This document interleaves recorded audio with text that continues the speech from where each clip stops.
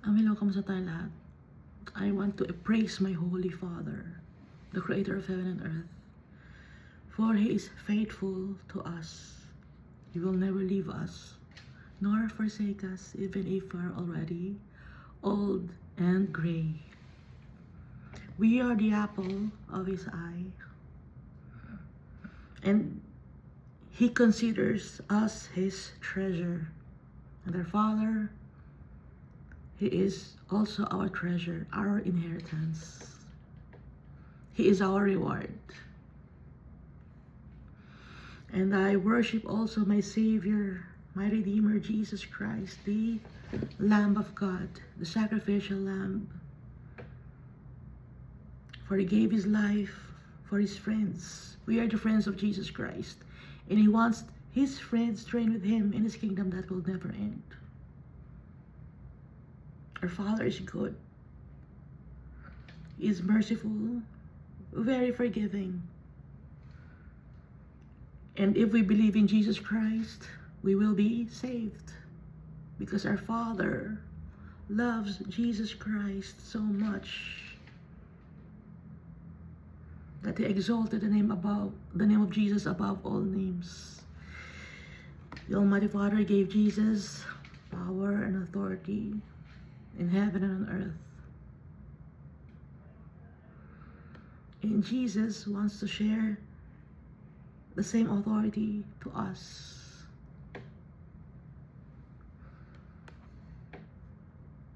And at the last days, Jesus will come back again in this world to judge the people. And I thank the Holy Spirit for giving us strength every day, giving us wisdom and knowledge, and for also strengthening our faith in our Father and in Jesus Christ. So last time we read Deuteronomy chapter 8 and Deuteronomy chapter 9. So dito sa Deuteronomy chapter 8, it's for the Israelites to remember always the Almighty Father. To remember that the Almighty Father is good and that all His plans is for us to inherit His kingdom. God wants us to be humble like Him. And so we experience trials and tribulations in this world to humble us. He allows us to be famished. He allows us to experience trials and tribulations to teach us that we must obey our Father, obey His bidding, because He knows what's best for us. And man shall not live on bread alone, but by the word of the Almighty Father.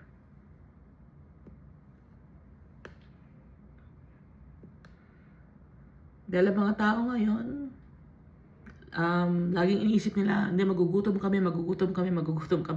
Kung hindi kami mangloloko ng tao, magugutom kami. Kung hindi kami mandadaya, magugutom kami.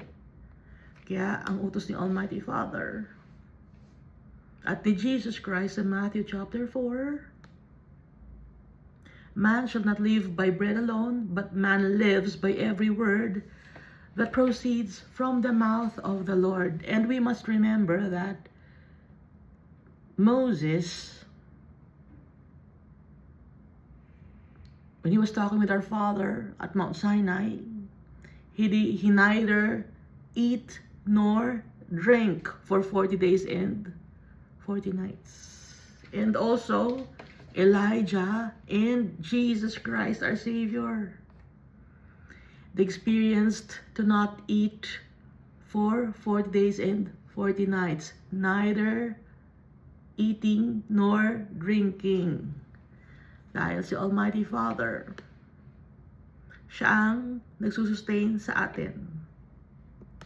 And also, the garments of the Israelites did not wear out when they were in the wilderness, nor their feet swell, nung 40 years sila na naglalakad sa wilderness. Si Almighty Father, itinutuwid niya tayo. He chastens us. Dahil anak niya tayo. He punishes us. To always choose righteousness. Kaya tayo pinapunish ni Almighty Father. Because when we choose wickedness, paparusahan niya tayo. Kaya para tayo to always choose righteousness, He punishes us. Para tayo lagi nasa right path. At dapat tayo merong fear of the Lord because it's the beginning of wisdom and to walk in the ways of our Father through Jesus Christ. Para dito sa Old Testament, para ma-inherit ng mga Israelites ang land. Ngayon tayo, to inherit the kingdom of God, we must obey our Father. His statutes and commandments, we must keep it.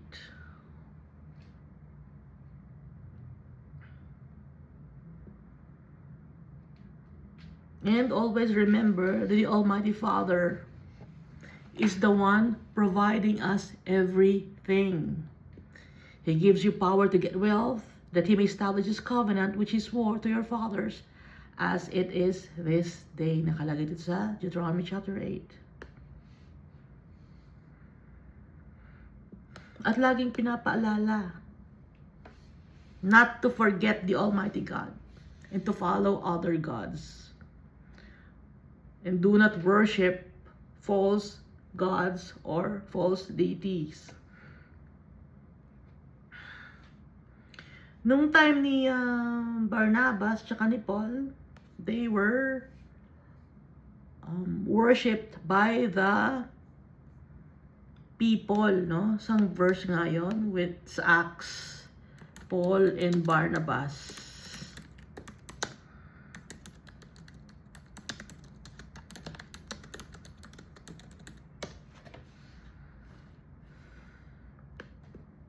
Acts chapter 4, Acts chapter 14 verses 11 to 13. Pinigil ni Paul at saka ni Barnabas ang mga tao na wag silang sambahin.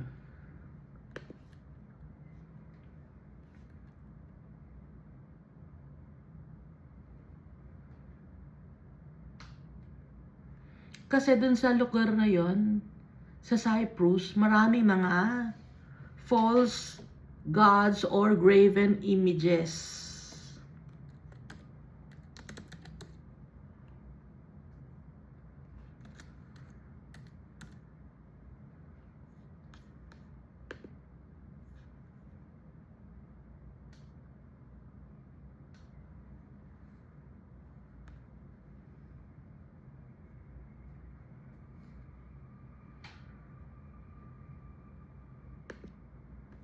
Now when the people saw that what Paul had done, they raised their voices saying, in the Lycaonian language, the gods have come down to us in the likeness of men. Sabi ng people sa Lystra. And Barnabas they called Zeus and Paul Hermes because he was the chief speaker. Sinamba si Barnabas tsaka si Paul ng mga tao. At ang ginawa ng priest ni Zeus, nag-offer ng oxen at saka ng garland at nag-sacrifice para kay Barnabas at para kay Paul. But when the apostles Barnabas and Paul heard this, they tore their clothes and ran in among the multitudes, crying out and saying, men, why are you doing these things? We also are men with the same nature as you, and preach to you that you should turn from these useless things to the Lord. So pinigil ni Barnabas ang mga tao na sila ay i-worship. Pero ang ginagawa ng mga tao ngayon, Nakita ko na merong Saint Paul, Saint Barnabas. Nag-offer sila ng flowers, kandila. Dinadasalan na si Paul, si Barnabas. Hindi pwede. Dahil mga tao din sila. Mismong nanggaling kay Paul at Barnabas na wag silang i-worship. Ngayon, bakit wino-worship ng mga tao si Paul and Barnabas? Wicked people.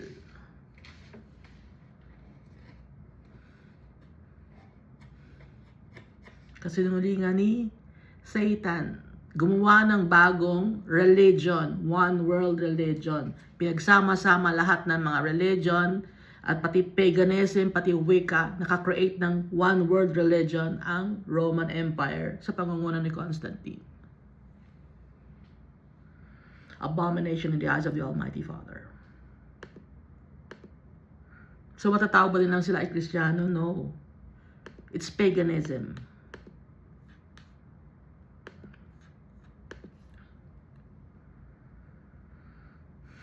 Paulit-ulit nang binabanggit dito sa Bible. Walang form si Almighty Father. Nung nagsalita, wala nakitang form. Kaya hindi dapat gagawa ng form. Even mga heavenly beings, hindi dapat gumawa ng form or heavenly hosts. And then dito sa Deuteronomy chapter 9, ni-review or inulit-ulit or kwento ni Moses sa mga Israelites kung ano ang nangyari in the past. Dahil ng mga time na to na nangyari, yung nangyari sa Book of Exodus, hindi pa buhay yung mga tao dito sa Book of Numbers and Deuteronomy. So ang kalaban nila ay mga Anakim, no? Anakim, mga giants yon. Ang mga giants, Emim, sa mga Moabites yung tawag nila. Zamzumim, ang tawag ng mga Ammonites. Rephaim or Nephilim, and Anakim naman, no? Great people yon. Madami sila, matatangkad sila. Kaya kung i-check nyo ang lugar ng Jordan, sa region ng Middle East, sila ay usually matatangkad. And also, the people of South Africa. Mga Nigerian, ang tatangkad, diba? Usually, sila yung mga basketball players, kinukuha kasi nga, matatangkad ang mga dark-skinned people. And, yung malalakas sila.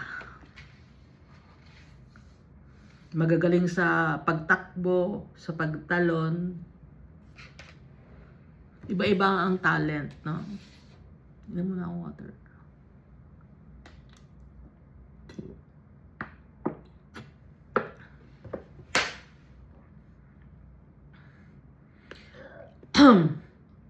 Excuse. At sabi dito, do not think in your heart that the Lord has cast them out before you because you are righteous. Ibinigay sila sa inyo ni Almighty Father because those people were wicked. They worship false gods. And were wicked. And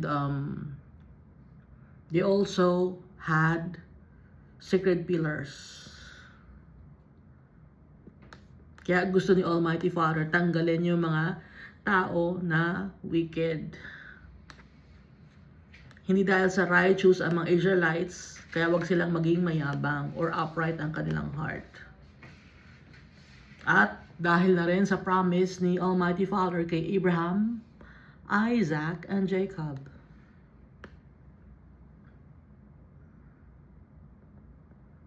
Therefore, understand that the Lord your God is not giving you this good land to possess because of your righteousness, for you are a stiff-necked or stubborn or rebellious people.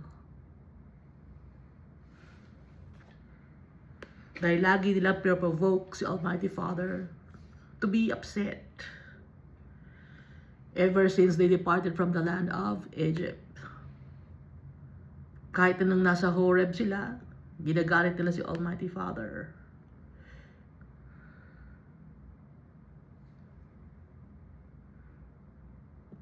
So, ito yung second time na umakyat. No? Ito na ba yung second time? Oh no, first time na umakyat si Moses sa Mount Horeb or Mount Sinai, 40 days and 40 nights yon, kausap niya si Almighty Father. He neither ate bread nor drank water. And si Almighty Father mismo ang nagsulat. Sinabi ni Almighty Father sa mga Israelites, narinig ng mga tao, ang boses ni Almighty Father, thunderous, very powerful. And then sinulat din ni Almighty Father para hindi malimutan ng mga tao.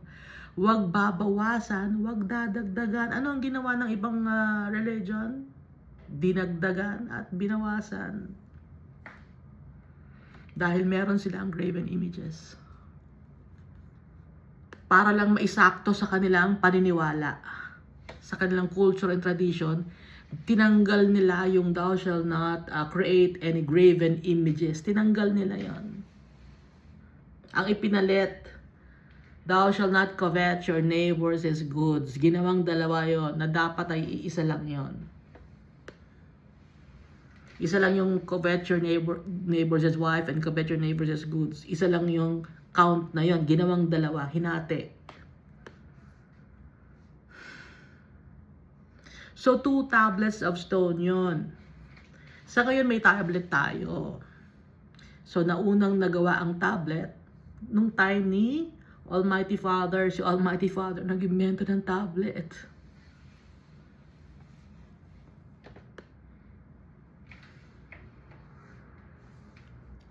So, end ng 40 days and 40 nights, ibinigay na kay Moses. And then, when Moses went back to the Israelites, ano nangyari? Si Aaron gumawa ng gold calf.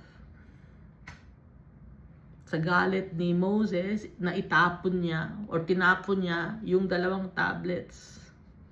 Napahiya siya kay Almighty Father. He threw them out of his hands. His 2 hands, kasi 2 hawak niya na tablet. Slab of rock na smooth na sinulatan ni Almighty Father.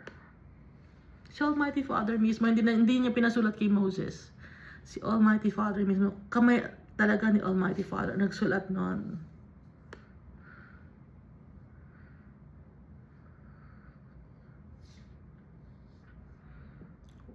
Moses was very disappointed with the people. And also, he was disappointed with Aaron. Kaya si Almighty Father galit kay Aaron dahil ang sabi ng mga tao, give us a God. So ang ginawa ni Aaron, kinuha yung mga gold accessories ng mga tao, dinurog, they melted it, and they formed a calf. Kaya pinag-pray din ni Moses si Aaron, napatawarin si Aaron.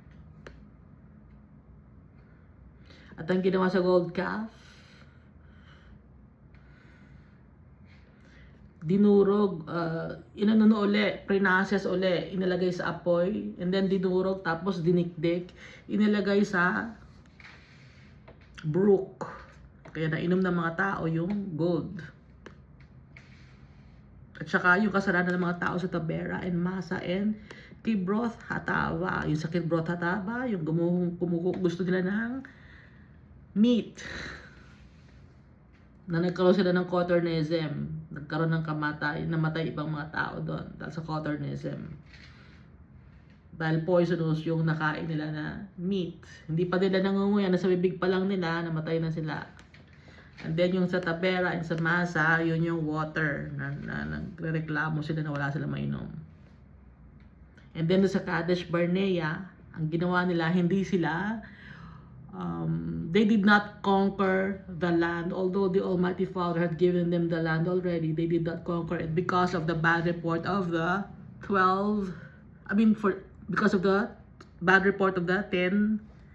spies.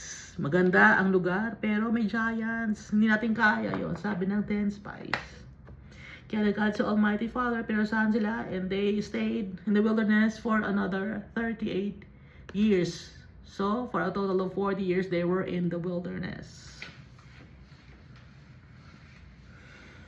Sabi ni Almighty Father, di-destroy ko ng mga tao to, napaka-wicked nila. Disappointed, disheartened si Almighty Father. But then, pinalakas ni Moses ang loob ni Almighty Father, and it was also a test for Moses kung ano ang ire-react niya pag sinabi ni Almighty Father napapatay niya lahat ng mga Israelites at i-establish niya ay ang family ni Moses. Ayaw ni Moses. And Moses passed the test. That's why the Almighty Father said that Moses was very humble sa buong mundo nung time na yon.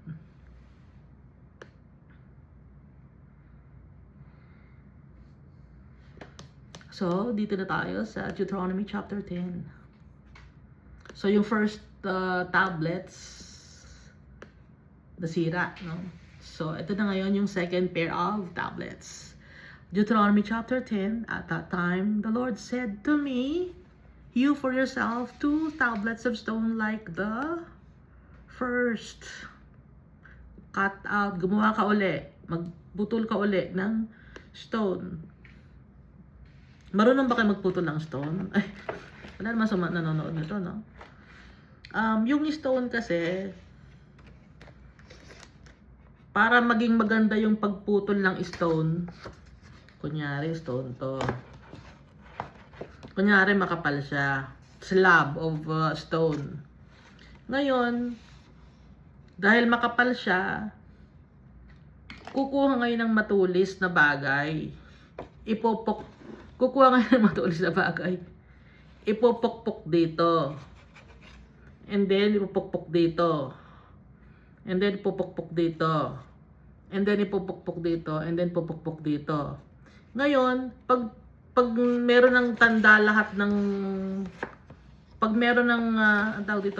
Pag meron ng nakapukpok dito, may nakapukpok dito, parang pako, pero kahoy lang siya. And then, sabay-sabay na yung pupukpukin. Mahati na yon, magiging dalawa na yon. Ano na yon? Smooth na siya. Nakita ko kung paano gawin. So, ganun ang pinagawa ni Almighty Father kay Moses. And come up to me on the mountain and make yourself an ark of wood. Ano yung ark of wood? Hindi ito ay Noah's Ark. Iba yung Ark of the Covenant, Noah's Ark, and the Ark of Wood. Ano ba ang ark? Ang ark ay para siyang box. Kaya nga yung Noah's Ark para siyang box na malaki na pinagawa ng Almighty Father dahil lulutang yon yung Noah's Ark, doon nakalagay yung mga animals. It's like casing. Ngayon, yung Ark of the Covenant, case din yon ng Covenant. Ngayon, itong Ark of Wood, case naman ito for the 10 Commandments. So yung naunang nag-umpisang gumawa ng casing din, si Almighty Father. Yung laptop natin may casing to protect the laptop, no? Yung cellphone natin may casing to protect the cellphone. Nauna lang si Almighty Father gumawa ng casing. Sabi ni Almighty Father, make yourself an ark of wood. Kasi doon ilalagay yung tablets of stone na nakalagay doon ang 10 Commandments. Kasi to protect the stones. Dahil nung first time, itinapon siya ni Moses na biak-biak. So ngayon, sabi ng Almighty Father, gawa ka na ng casing. In case magalit ka Moses, naka-case na yon, hindi na mabibiyak yon. For protection yon, parang box, no? Verse 2, and I will write on the tablets the words that were on the first tablets, which you broke, dahil sinira mo, and you shall put them in the ark. Ilalagay mo ngayon, wala ba akong box dito?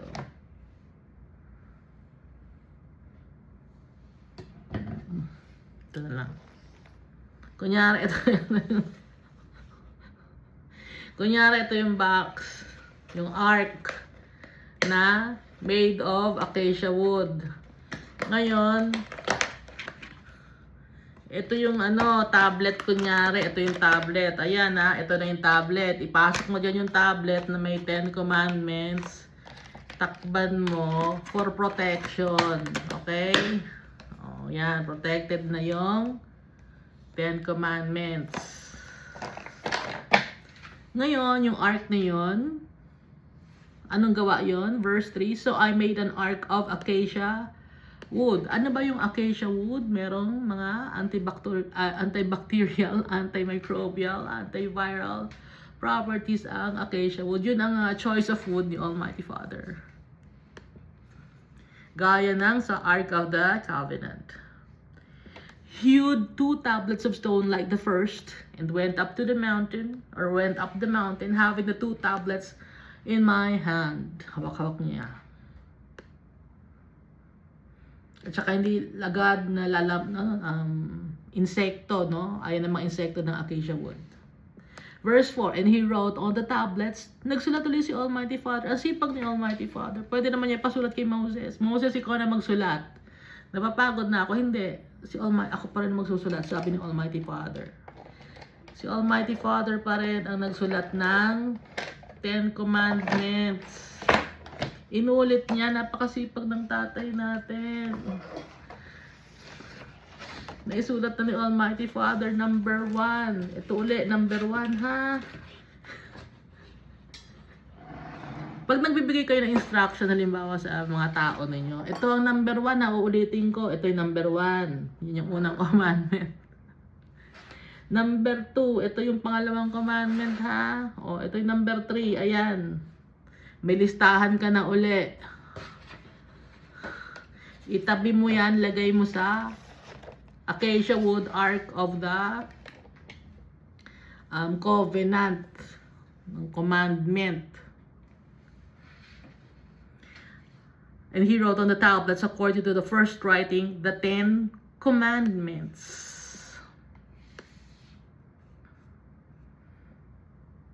Or the 10 words.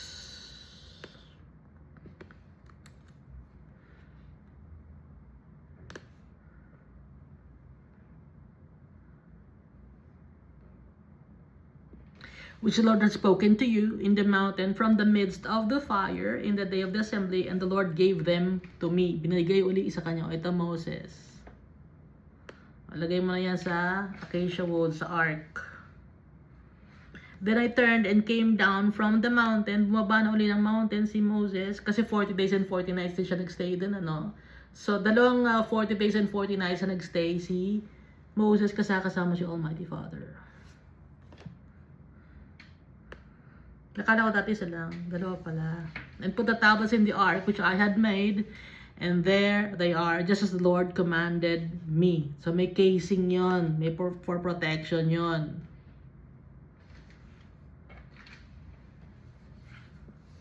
Gorilla Glass yon. Matibay. No? Verse 6. Now the children of Israel journeyed from the wells of Bene Jaakan to Mosera, where Aaron died, and where he was buried, and Eleazar his son ministered as priest in his stead. So, namatay na si Aaron. So, in place of Aaron, sino ang pumalit? Si Eleazar. From there, they journeyed to Gudgoda, and from Gudgoda to Jotbatha, a land of rivers of water, or brooks of water. And at that time, the Lord separated the tribe of Levi, or set apart. Levi means joined. Kasama.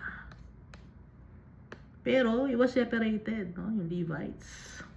To bear the ark of the covenant of the Lord, and to stand before the Lord to minister to Him, and to bless His name to this day. Yung Levites, wala silang pagmamayari. Dahil ang inheritance nila, instead of the land, ay si Almighty Father. Kagaya nakalagay dito, verse 9, therefore Levi has no portion nor inheritance with his brethren. The Lord is his inheritance. So tayo, inheritance natin si Almighty Father. Just as the Lord your God promised them. Verse 10, as at the first time I stayed in the mountain 40 days and 40 nights, the Lord had heard me at that time, and the Lord chose not to destroy you. Then the Lord said to me, arise, begin your journey before the people, that they may go in and possess the land, which I swore to their fathers to give them.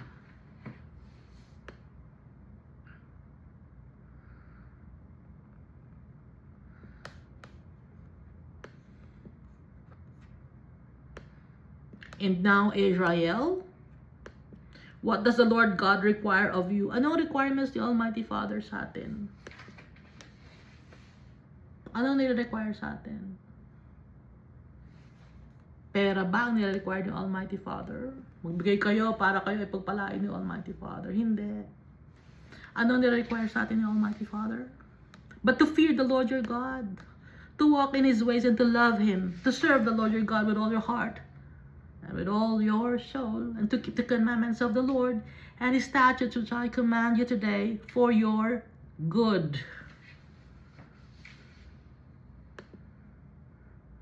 Or for your benefit or welfare. Yun ang requirement ni Almighty Father. Sundin natin siya, mahalin natin siya, worship natin siya, paglingkuran natin siya. Yun ang requirement ni Almighty Father. Hindi pera. Kaya yung mga tao na nanghihingi sa inyo ng pera, nanloloko lang yun. Ginagamit si Almighty Father. Kung gusto nyo tumulong sa mga tao na nagsisilbi kay Almighty Father, tulungan ninyo. Tulungan ninyo. Pero hindi requirement yon to be saved. Ang requirement, to trust the Lord our God. To believe in Jesus Christ, yun ang requirement. To walk in the ways of our Father. To follow the path of Jesus, which He took. No? Yun ang requirement. Hindi pera. Ang pagmamahal natin, ang puso natin, yun ang requirement.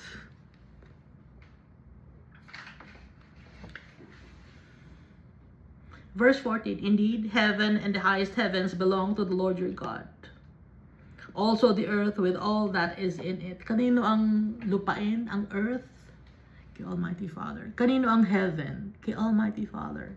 And the highest heavens, kay Almighty Father. Ano yung heaven? Yung nakikita natin sa clouds, ganun, may sun, moon, and stars. Yun ang heaven. And then meron pang highest heaven. Hindi outer space. Hindi outer space. Verse 15, the Lord delighted only in your fathers to love them, and He chose their descendants after them, you above all peoples, as it is this day. Therefore, sabi ni Moses, naturo ni Almighty Father kay Moses, circumcise the foreskin of your heart, and be stiff-necked no longer, or be stubborn no longer. Wag nang matigas ang ulo. Circumcise the foreskin of your heart. Gaya dito sa Romans chapter 2 verse 25 to 29. Anong nakalagay na sinabi ni Paul sa mga Romans? For circumcision is indeed profitable if you keep the law, but if you are a breaker of the law, your circumcision has become uncircumcision. Therefore, if I'm uncircumcised, man keeps the righteous requirements of the law, will not his uncircumcision be counted as circumcision? Naiintindihan ba natin? Ako lang naman nanonood. And will not the physically uncircumcised, if he fulfills the law, judge you who even with your written code and circumcision are a transgressor of the law? For he is not a Jew who is one outwardly, nor is circumcision that which is outward in the flesh.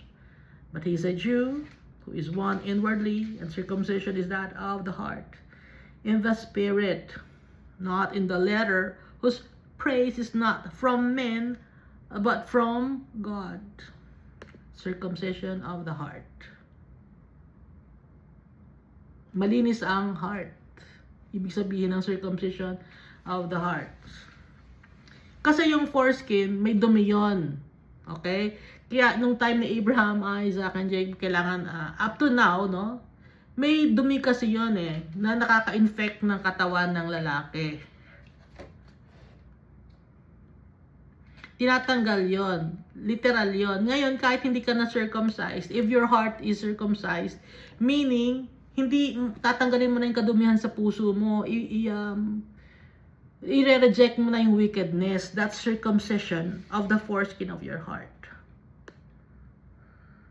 Verse 17, for the Lord your God is God of gods and Lord of lords, the great God, mighty and awesome, who shows no partiality nor takes a bribe. Hindi tumatanggap si Almighty Father ng bribe. Hindi walang partiality. Ay, gagawa ako ng congregation para kay Almighty Father. Pero if you are wicked, hindi rin tanggap ni Almighty Father yon. Kaya ni Almighty Father gumawa ng congregation out of nothing. Kaya huwag niyo pagmamalaki ang kayamanan ninyo. Oy, ako nagpagawa niyan, ha? Donated by this person, donated by this person. Huwag niyo ipagmamalaki yung mga ganong gawa ninyo. Nakakahiya kay Almighty Father. Dahil all the things that we have is from our God. Kaya hindi siya nababayaran. Even this world, He created this world just by His words alone. Let there be land. Oh, nagkaroon ng land. Let there be sun, moon, and stars. Or nagkaroon. Just by the words of our Father. Kaya hindi mo sasabing, kailangan ng Almighty Father ng pera, magbigay ka ng tithes. Hindi. Yung tithes, para kanino nga yung tithes? Para sa mga Levites. Sa mga walang lupa. Walang lupa, mga Levites. Kayong mga pastor kayo, mga minister, preacher, ang dami niyong lupain. Ginagamit yung pangalan ni Almighty Father. Kasalanan niyo, taking the name of the Lord your God in vain. Ginagawa niyo pang business. Ang dami niyong kotse. Jesus, may kotse ba? Ni donkey, wala si Jesus, hiniram lang niya. Tapos nakita ko pa, no, kunyari, conservative kayo. Pag nandito sa Philippines, conservative kayo, kunyari nakaputi kayo, mahabang damit, mahaba buhok, nakaputi eh. Pagdating sa ibang country, naka two-piece, naka make-up. Ba't ganon? Pakitang tao, hypocrisy. Okay lang sana mag-makeup ka, no? Nandito ka, nag-makeup ka, nagpunta ka. Hindi eh, pag dito, kunyari, wala kang makeup, kunyari, simpleng tao ka lang, ganon. Pero pagdating ng ibang bansa, dahil wala na rin nakakakita sa'yo, pati yung pamilya na nag-establish ng isang congregation, nakita ko yung anak naka-two-piece. Akala ko ba conservative? Akala ko ba nakaputi na balot ang katawan? Ha? Wag hypocrite, ano? Hindi nag-take ng bribe si Almighty Father. Walang nililista si Almighty Father. Nagbigay ba ng pera to? Hindi. Ang titingnan ni Almighty Father, titingnan ni Jesus yung heart. Circumcision of the heart. Kahit konti lang ang ibigay mo, kung yun lang ang kaya mong ibigay, okay lang kay Almighty Father. Ang importante yung heart mo, willing ka to give. Malaki nga ang binigay mo, pero hindi ka willing, masama loob mo eh. Nagbigay ka ng malaki. So, hindi counted yon. Okay? Ang nagtatamasa lang noon, yung mga leaders ninyo. Tuntua sila. Dahil walang tax yon. Money laundering. Sa ibang bansa na sila nagkakalat ng lagim dahil mataas ang dollar ngayon. Puro alahas. Naka-Gucci na sapatos. Naka-Louis Vuitton na mga bags or na yung mga pera naman na yun ay galing sa member ng congregation ninyo. Hindi ibinibigay sa mga may hirap. Yung mga Levites, sa kanila nga yung tithes eh. Levites, ano pa? Sa poor, sa widow, sa Levites. So, fatherless or orphans. strangers, sa needy people, yun ang tithes. Doon ibibigay ang tithes. Ngayon, since wala na, hindi na importante ang tithes ngayon, ano nang bibigay natin? Our whole being. Not just the 10%. Our whole being. Verse 18, and he administers justice for the fatherless and the widow. Nilagay na nga dito. And loves the stranger, giving him food and clothing. Kaya nga merong Levites sa common land nila. Doon titira yung mga tao na walang mapuntahan. Walang tumatanggap. So Almighty Father, napakabait siya. Dahil alam niya. Alam ni Almighty Father, may mga taong wicked. Verse 19, therefore love the stranger, for you were strangers in the land of Egypt. Kaya pag sasabi, dayo lang yan dito. Ano naman kung dayo lang yan? Lahat ng tao, dayo lang dito sa mundo na to. We are not of this world. Kaya huwag nyo i-reject. Dayo lang yan, hindi natin nga kasali. Na-experience ko na yan nung nagpunta ako sa isang probinsya. Sabi, dayo lang naman yan eh. Bakit? Gusto ko sabihin, bakit kayo? Hindi kayo taga dito eh. Yung ninuno nyo, alam ko kung saan galing. Galing yun. Galing yun sa Mindanao. Pero ayaw nilang tanggapin na galing sa Mindanao sila. Kasi nga mataas ang ere nila. Prideful people. Gusto nila Tagalog sila. Ano naman ang difference ba ng Tagalog sa Bisaya at sa taga Mindanao? Wala namang difference Prideful lang talaga. Yung mga aminin natin yung mga dito sa Luzon ng mga Tagalog, prideful. Pag nakakita ng iba lang ang itsura, ay mga Bisaya, bakit? Mga wicked people. Kaya pati mga anak nila natututo, ganun ang salita. Ano naman kung Bisaya? Ano naman kung taga Mindanao? Anong problema ninyo? Kasi mga insecure people, magaganda kasi yung mga nasa Visaya at Mindanao ng mga babae.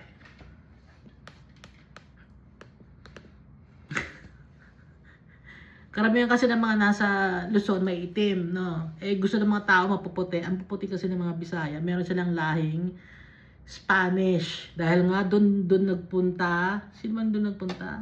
Si Magellan. Si Magellan ba? Magellan, tsaka doon din si MacArthur.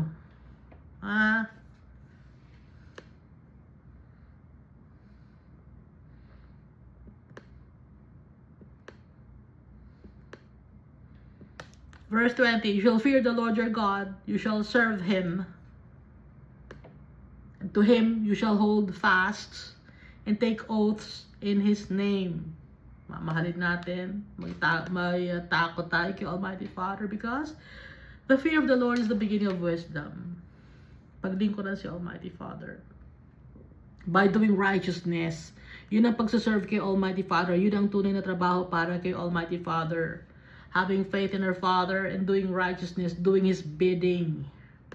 That's the real work or real job that we must do to store up treasures in heaven. Dahil when we store up treasures in heaven, hindi nawawala, hindi nabubulok, nasisira, nagkakalawang, hindi. Verse 21, He is your praise, and He is your God, who has done for you these great and awesome things, which your eyes have seen. Nakita ng mga mata ninyo, yung magagandang bagay na ginawa ni Almighty Father, yung wonders, yung miracles. Every time that we look at the mga natural resources natin, it's a miracle. Gawa ni Almighty Father. Even the plants. Bakit tayo may mga bagamit na mga ballpen ngayon? Saan galing ito? Plant na rubber tree. Yung mga plastic na yan, galing sa rubber tree yan. Yung ink, saan galing ang ink? Nung unang panahon, ang ink galing sa octopus, yung ink ng octopus, no? Lahat galing kay Almighty Father. Ano pa ba? yung mga chemicals na meron tayo ngayon kay Almighty Father, itong water galing kay Almighty Father. Saan ba galing ito? Makaka-create ba tayo ng water? Hindi. Verse 22. Your fathers went down to Egypt with 70 persons. 70 lang sila, yung anak ni Jacob and his descendants, yung mga apo ng apo. They were only 70. And now the Lord your God has made you as the stars of heaven in multitude. Sobrang dami na nila. After 420 or 430 years. Ang dami na nila, nag-multiply na sila because the Lord made them prosper. It's the promise of the Almighty Father to Abraham na padadamihin niya ang descendants ni Abraham as numerous as the sands in the sea. Nabibilang ba natin yung buhangin sa dagat? Hindi, di ba?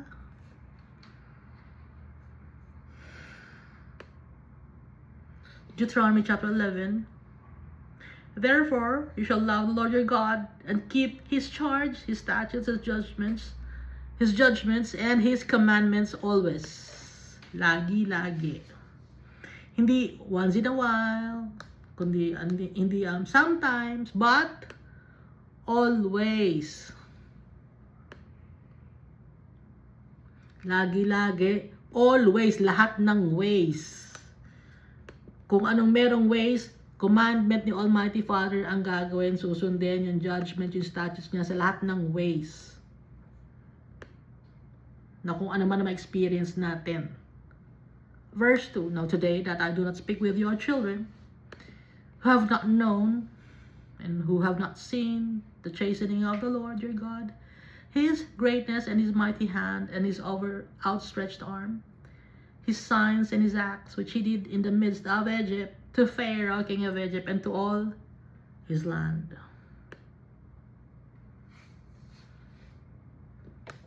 What He did to the army of Egypt, to their horses and their chariots, how He made the waters of the Red Sea overflow them as they pursued you, and how the Lord has destroyed them to this day. What He did for you in the wilderness until you came to this place, and what He did to Dathan and Abiram, the sons of Eliab, the son of Reuben, how the earth opened its mouth and swallowed them up, their households, their tents, and all the substance that was in their possession, in the midst of Israel. So kung natatandaan natin, bumuka yung lupa. Nagkaroon ng thunder and lightning and earthquake and fire. Kagulo yung mga tao. Si Dathan and Abiram, akala nila dahil nakaharang sa kanila yung mga pamilya nila, hindi sila mababato ng mga tao dahil maaawa. So, si Almighty Father ang gumawa ng way to punish Dathan and Abiram. Bumuka ang lupa. Earthquake. Great earthquake yon. Bumuka ang lupa. Nilamon sila ng lupa. Diretso agad sa impyerno. Pati na yung mga households na pinagprotektahan sila.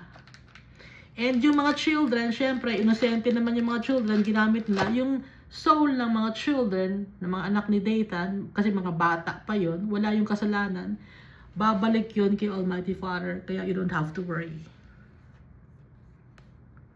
Pero yung mga old people, pinaprotektahan pa yung wickedness ni Abiram and Dathan.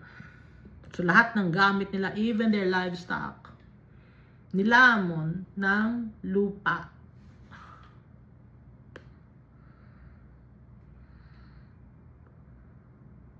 But your eyes have seen great act of the Lord which He did. Therefore, you shall keep every commandment which I command you today, that you may be strong, maging matapang kayo, and go in and possess the land which you cross over to possess. I-possess nyo na, conquer it. Dahil si Almighty Father na ang nag-uutos sa inyo, binigay na sa inyo. Ang gagawin nyo na lang, take the first step. Step of faith. Binigay na sa inyo, step of faith na lang. Hakbang lang. And that you may prolong your days in the land which the Lord swore to give your fathers to them and their descendants, a land flowing with milk and honey. Yun ang promise ni Almighty Father. Take a step lang. One step forward. Make a decision. Dahil si Almighty Father, nag-decide na siya na ibigay sa inyo ang land. Just trust the Almighty Father.